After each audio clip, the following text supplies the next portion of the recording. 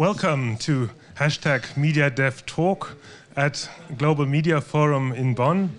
My name is Lublinski and I'd like to discuss the Sustainable Development Goals, short SDGs.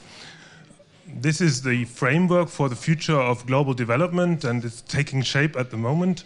It will be interesting to see what this framework will look like in a couple of months from now. And my particular interest in this topic is the question, how does freedom of expression integrate? How is it integrated into this framework? With me are Niels Breyer from the German Federal Ministry of Development. He heads the division in the special unit for the post-2015 agenda. And Mark Nelson, he is the director of the Center for International Media Assistance, CIMA, from Washington, D.C. My first question to you, Mr. Breyer, what is the status of the negotiations in New York at the moment? We have entered the final stage. Yesterday, with the last 3 weeks of now discussing the zero draft, which has been presented by the co-facilitators. After 1.5 years of open working group sessions, after half a year of the first round of negotiations, how to focus the various parts of the entire agenda. We are now entering the final stage and we hope to finalize these discussions on the zero draft by the end of July, so that the zero draft with also inclusion of the financing for development agenda and others can be presented to the heads of states and governments in September and will be adopted by them by the end of September. So it's all on track. There are 17 targets on the table. How many of them will survive the coming days? I would be a little bit cautious to say everything is on track, because right now we have very difficult discussions on the financing for development issue, ongoing discussions in New York. But we are optimistic, and I think there has been a significant movement towards a compromise since Friday.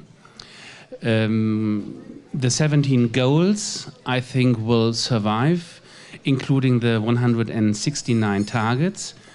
This entire set reflects a compromise between all parts of the world, all players, democratic and less democratic societies, Christian, Hindu and other religious Muslim cultures.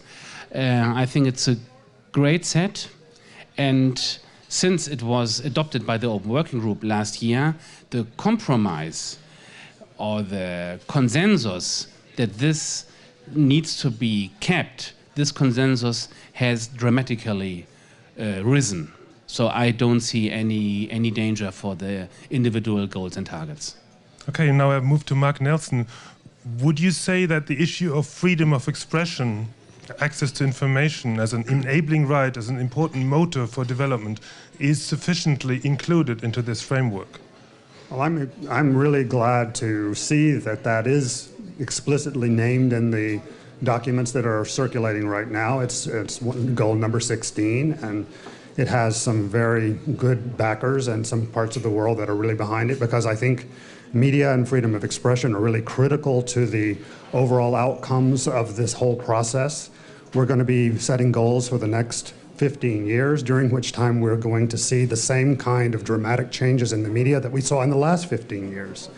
And if we don't have a clear and explicit mention of media and freedom of expression in this, I think we risk taking away one of the most important ways that we might be able to monitor the outcomes from this process, so that countries really do pay attention to these goals and pay attention to what's happening and monitor whether or not they are reaching the goals or not. So I think it's a really, really critical role that the media and open expression can play in the overall strategy for the post-2015 agenda.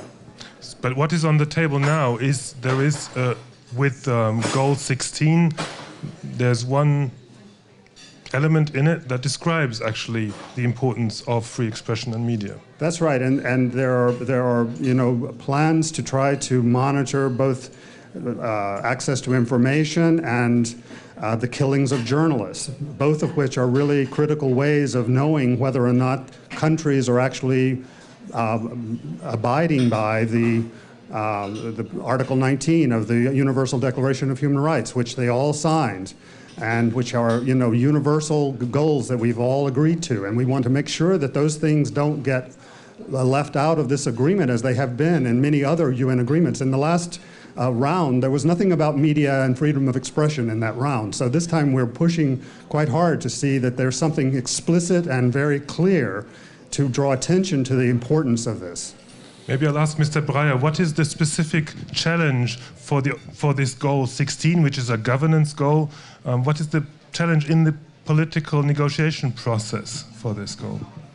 Well, we had very tough discussions if we'll get as goal number 16 or not during the open working group. I'm grateful for what you have said. We are all aware that we, as the Western group, we could have imagined to even have more clear wording in goal number 16, in particular on freedom of press, human rights, etc. As I said before, this entire set of goals and targets reflects a compromise. In the end, we got a goal number 16, by the way, with the assistance of China, who was a broker between the more conservative countries like Saudi Arabia or Russia. We agreed to this softer language. We got other issues in other goals. So in the end, I think everybody felt okay with it. The progress is that in the MDGs, we did not have a specific goal on governance, on peace and security, on human rights. So the progress is now we have been successful that this is integrated into the agenda. Maybe a last remark, the Universal Declaration on Human Rights, as you rightly said, has been signed by all countries. We do not need to reconfirm this. Every reconfirmation will only be regarded maybe as a watering down, which we should avoid. That was our position in the negotiation process. Thank you very much for giving us this content and the judgment. This was #MediaDevTalk from Global Media Forum in Bonn. Thank you.